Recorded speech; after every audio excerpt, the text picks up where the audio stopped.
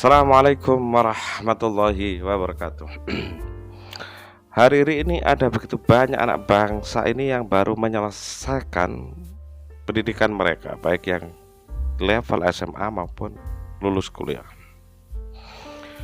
Angkanya cukup fantastis, sekian juta berapa gitu ya. Dan anehnya pemerintah tak terdengar suaranya mengomentari atau merasa ada yang penting di persoalan ini sehingga perlu mereka katakan. Saya nggak tahu apakah pemerintah menganggap persoalan ini memang nggak penting atau jangan-jangan pemerintah mau merasa bahwa menyediakan lapangan kerja buat mereka adalah bukan kewajiban mereka. Saya rasa jangan seperti itu ya, karena begini, ada begitu banyak orang tua yang rela melakukan apapun agar anak mereka tetap sekolah. Mereka siap banting tulang kerja siang malam, hutang kesana kemari, masukkan BPKB motor mereka di dalam bank agar anak-anak mereka tetap dapat sekolah. Harapan mereka nggak banyak. Mereka ingin anak-anak mereka keadaannya jauh lebih baik daripada diri mereka. Dan sekarang setelah mereka lulus, apa iya pemerintah akan menutup mata akan nasib mereka, akan menutup telinganya daripada rintihan orang tua dan anak-anak mereka? Jangan pernah lupa, yang menentukan pelajaran yang mereka pelajari, yang menentukan kurikulum adalah pemerintah. Apa iya pemerintah tidak mempersiapkan ketika anak-anak lulus, ketika anak-anak dapat menyelesaikan kurikulum tersebut, akan dikemanakan anak-anak ini? Saya tidak mau mengatakan bahwa ilmu itu, bahwa menyediakan lapangan kerja untuk anak-anak itu jauh lebih penting daripada dunia pendidikan. Tidak. Yang saya mau katakan adalah menyediakan lapangan kerja buat mereka yang telah menyelesaikan pendidikan mereka itu tak kalah penting daripada ketika mereka mendapatkan pendidikan itu sendiri. Setahu saya ilmu itu kalau tidak diterapkan, kalau tidak diamalkan, kalau tidak dijalankan, kalau tidak terus diterapkan pada dunia nyata, maka akan hilang. Seberapa banyak pun teori tersebut yang ada di kepala mereka. Tapi ketika ilmu itu diamalkan, diterapkan, dijadikan kehidupan sehari-hari dalam dunia kerja atau apapun, ilmu tidak hanya tidak akan hilang, tapi akan terus bertambah dan terus bertambah.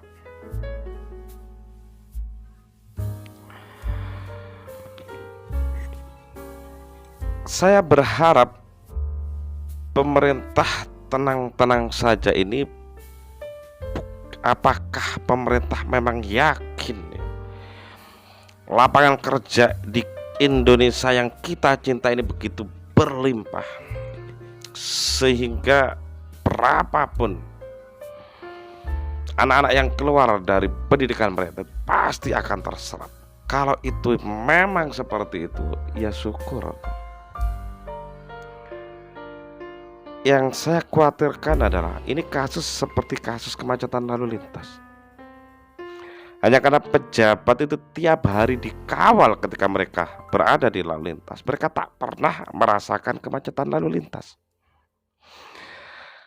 Mereka yang tak pernah merasakan kemacetan lalu lintas, terpikirkah oleh mereka untuk menyelesaikan kemacetan lalu lintas? Bahkan mereka menganggap ada pun, saya gak yakin.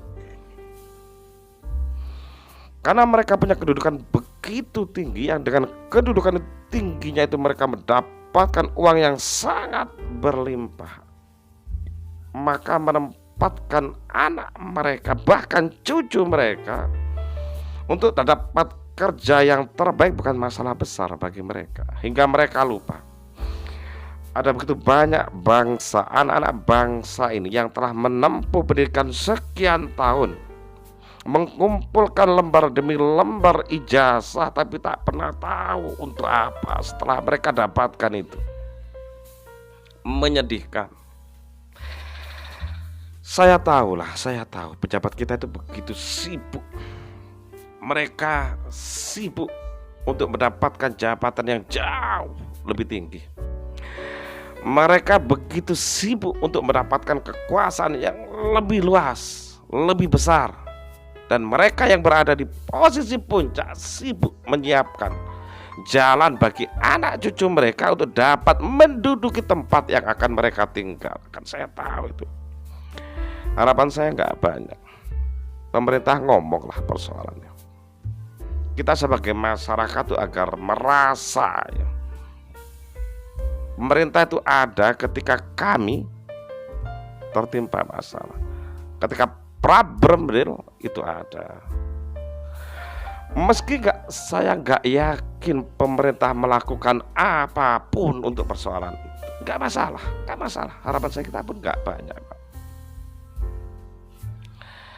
Yang juga sangat menyedihkan menurut saya adalah begini ya. Saya tak mendengar, saya tak membaca media massa, baik online maupun offline, membahas persoalan ini. Media massa kita malah sibuk mengurus persoalan politik, sibuk mengurusi partai, sepak terjang partai dan tokoh-tokoh politik. Ya gak jelas itu. Padahal kita tahu kan 2024 masih lama loh pemilu itu. Dan anehnya media massa memuat berita ini bahkan 2 tahun lalu. Itu artinya mereka kan baru dapat kekuasaan 1 tahun, mereka ribut untuk mendapatkan kekuasaan 5 tahun yang akan datang. Dan media massa mau-maunya mengikuti tren itu. Coba bayangkan. Padahal kita tahu yang lebih menjengkelkan adalah media massa itu salah satu fungsinya adalah pilar demokrasi, penyambung lidah rakyat lah, penyeimbang kekuasaan, hegemoni. Kok bisa-bisanya media massa ikut arus hal-hal yang gak jelas kayaknya. Tapi begitu saya renungkan, melihat persoalan ini lebih jernih, mengapa perilaku media massa seperti itu, saya sadar betul ya. Apapun fungsi media massa, mereka itu tak lebih dari badan usaha yang berorientasikan ekonomi. Mereka cari kerja, mereka itu cari uang. Kebetulan saja kerjanya itu berita, di bidang berita, itu saja, gak lebih. Mereka mendapatkan uang kalau ada iklan. Semakin banyak iklan, mereka semakin banyak dapat uang. Maka untuk mendapatkan iklan yang banyak, mereka hanya mau memuat berita yang diinginkan oleh pasar. Itu saja. Mereka tak mau menjadi orang yang menggarap, mau memuat berita apa yang mereka menjadi orang idealis. Enggak. Pasar maunya apa, ya itulah yang akan dikeluarkan, yang akan dimuat di berita mereka. Dengan arti kata, kitalah sebagai masyarakat, sebagai pembaca yang menentukan misi dari media mereka. Bukan mereka, bukan. Apapun isi media yang saat ini ada, itu kita yang menentukan. Termasuk ketika media massa lebih asik berkutat pada persoalan politik yang gak jelas jeluntrungannya itu, daripada hal-hal yang begitu prinsip, daripada hal-hal yang menjadi problem utama dari rakyat real, seperti begitu banyak masyarakat yang lulus, begitu banyak anak bangsa yang baru menyelesaikan sekolahnya, tapi tak begitu kesulitan untuk mendapatkan pekerjaan. Itu salah kita yang menentukan tren tersebut. Harus kita akui itu. Kalau enggak, kita gak akan pernah menyelesaikan persoalan itu. Assalamualaikum warahmatullahi wabarakatuh.